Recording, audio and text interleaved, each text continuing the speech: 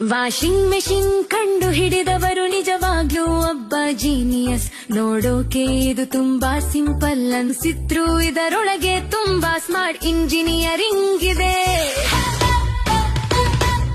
ಮೊದ್ಲೆಲ್ಲ top loading washing machine ಅಲ್ಲಿ ಒಳಗೆ ಒಂದು ರಾಡ್ ಇರ್ತಿತ್ತು.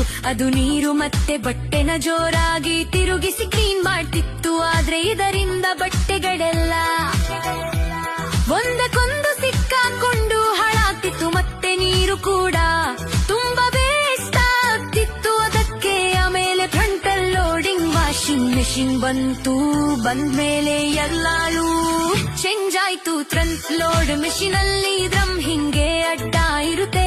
ಅಷ್ಟೇ ಅಲ್ಲ, ಇದರಲ್ಲಿ ಎರಗಿರು ಡ್ರಮ್ ಇರುತ್ತೆ. ಹೊರಗಡೆ ಇರೋ ಡ್ರಮ್ ನೀರನ್ನ ಹಿಡ್ಕೊಂಡ್ರೆ ರವನಲ್ಲಿ ಬಟ್ಟೆ ಹಾಕ್ತೀವಿ. ನೀಡಿವು ಡೋರ್ ಕ್ಲೋಸ್ ಮಾಡಿದ್ಮೇಲೆನೆ ನೀರು ಒಳಗೆ ಬರೋದು.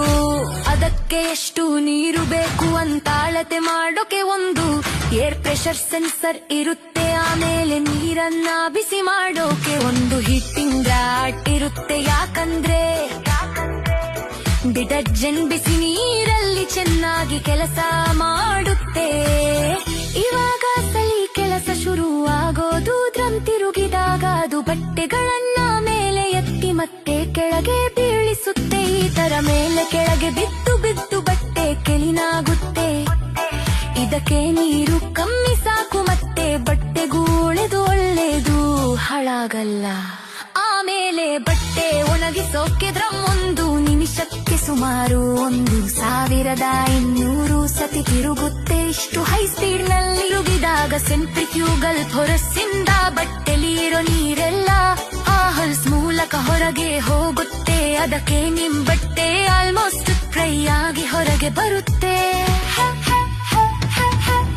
ಆದ್ರೆ ಡ್ರಮ್ ಇಷ್ಟು ಸ್ಪೀಡ್ ಅಲ್ಲಿ ತಿರುಗಿದಾಗ ವೈಬ್ರೇಷನ್ ತುಂಬಾ ಜಾಸ್ತಿ ಆಗುತ್ತೆ. ಅದಕ್ಕೆ ವಾಷಿಂಗ್ ಮೆಷಿನ್ ಒಳಗಡೆ ಡ್ರಮ್ ಅಲ್ಲಾಡಬಾರ್ದು ಅಂತ ಅದನ್ನ ಮೇಲೆ ಮತ್ತೆ ಕೆಳಗೆ ಸ್ಪ್ರಿಂಗಿಂಗ್ ಹಾಕಿ ಹಿಡಿದಿಟ್ಟಿರುತ್ತಾರೆ. ಮತ್ತೆ ಭಾರವಾಗಿರೋ ಕಾಂಕ್ರೀಟ್ ವೆಯ್ಟ್ ಗಳನ್ನ ಒಂದು ಮೇಲೆ ಒಂದು ಕೆಳಗೆ ಇಟ್ಟಿರುತ್ತಾರೆ. ಇದರಿಂದ ವೈಬ್ರೇಷನ್ ಕಂಟ್ರೋಲ್ ಅಲ್ಲಿ ಇರುತ್ತೆ. ಇದೆಲ್ಲ ಇಲ್ಲ ಅಂದ್ರೆ ವಾಷಿಂಗ್ ಮೆಷಿನ್ ಡಾನ್ಸ್ ಮಾಡೋಕೆ ಶುರು ಮಾಡಿಬಿಡುತ್ತೆ.